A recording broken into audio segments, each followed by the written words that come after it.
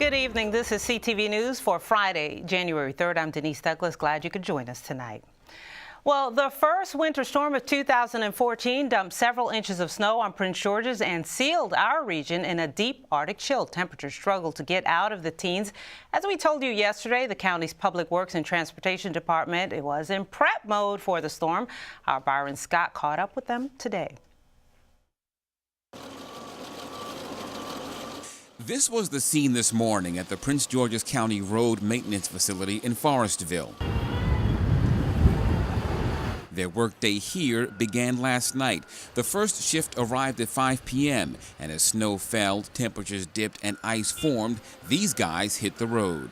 Right now we have 186 trucks and we have 222 employees out as well as contractors. They are responsible for 1,900 miles of county roads. The main highways get priority, then it's on to residential streets. This bank of monitors is part of the nerve center, so to speak. They give operators a bird's eye view of the highways and intersections. Heat sensors just under the surface indicate the temperature of the roads.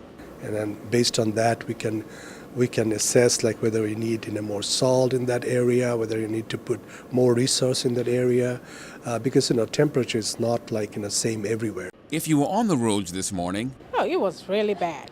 I came in about 5 o'clock this morning. Yeah, it was really, really bad. Michelle Walker says her commute wasn't too bad this morning, and then she offered this advice. I would just like to say everybody take it easy and drive carefully and just be conscious of others around you. Right now we're traveling on Mitchellville Road in Bowie, and this road is in so-so condition. But the real concern is that as temperatures go down tonight even further, that this road and roads like this will freeze over. But county officials insist that their trucks will be out here as long as needed. In Bowie, Byron Scott, CTV News. I'm glad to hear that the county is ready for us. Well, you couldn't get very far without shoveling and scraping out of the snow this morning. In several neighborhoods off of Lake Arbor Way, we found people doing just that. Several inches of snow coated area roads and vehicles after falling overnight. We caught up with Tabitha Williams and her neighbors who were digging out so they could get to work.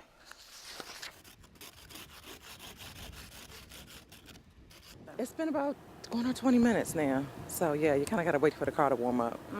But it is what it is. It didn't take that long actually, because it's pretty soft. It's not that hard. We've been out here about 15 minutes. We got it pretty clear.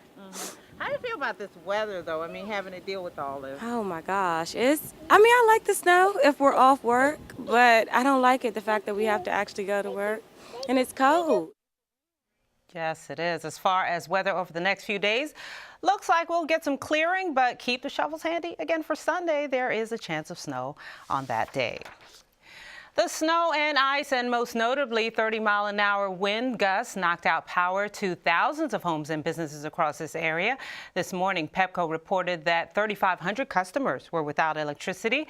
BGE had more than 1,200 crews work throughout the day to get people back online. By 3 o'clock, BGE reported that about 200 customers were still affected, although only a few of those were local. Nearly 550 Pepco customers remained without power, with about 65 in Prince George's and Montgomery counties. The temperature tonight is expected to be around 11 degrees. Go ahead, say it. Brr. This is one of the coldest of the season.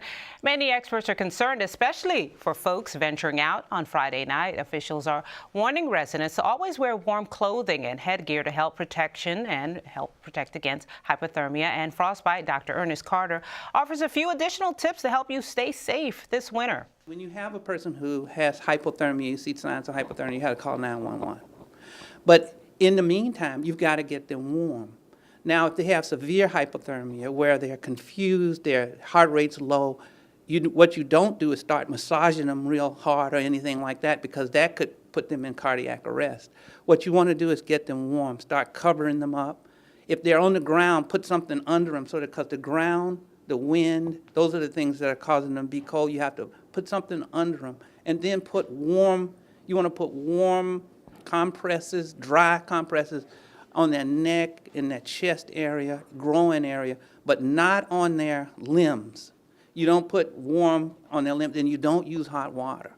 Hot water, you don't want them to, if they get warm in the extremities too fast, all the cold water goes toward their heart, and then they'll go into cardiac arrest. So you want to gradually get them warm. For additional information, you can visit dhmh.state.md.us. Well, here's some more news on the health front. 130,000 people, or nearly 2/3 of those signing up for health care coverage on Maryland's insurance exchange, qualify for Medicare, but only 18,000 have signed up for regular insurance through the health exchange, a fraction of those initially predicted. This afternoon, the governor discussed the state's effort to expand access to the Affordable Care Act and the system that has been plagued with problems since it was launched in October.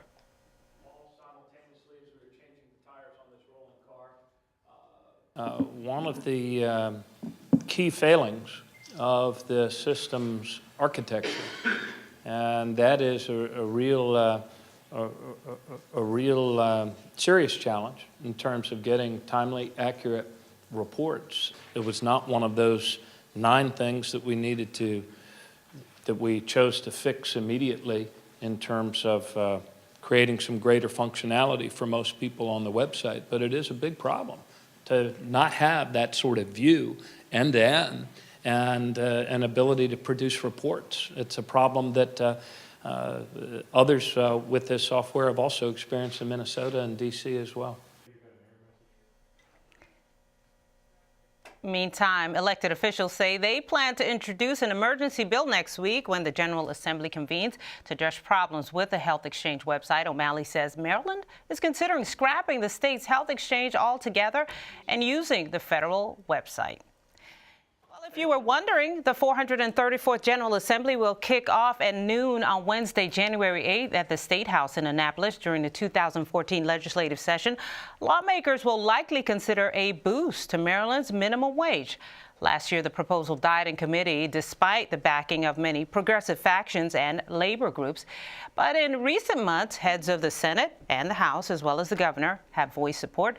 Prince George's and Montgomery counties also recently passed the minimum wage bills. Delegate Doyle Neiman says he expects an effort to reduce or eliminate the so-called rain tax and another push to impose combined reporting in the state. We'll be looking at common ownership communities, that's condominiums and homeowner associations. Foreclosure is a big issue. We have 700 and 800 filings in each month in Prince George's County.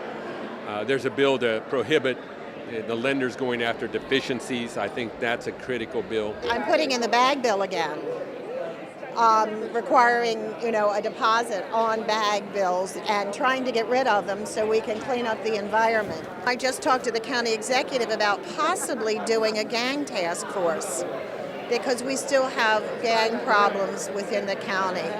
I think this will be a relatively quiet session.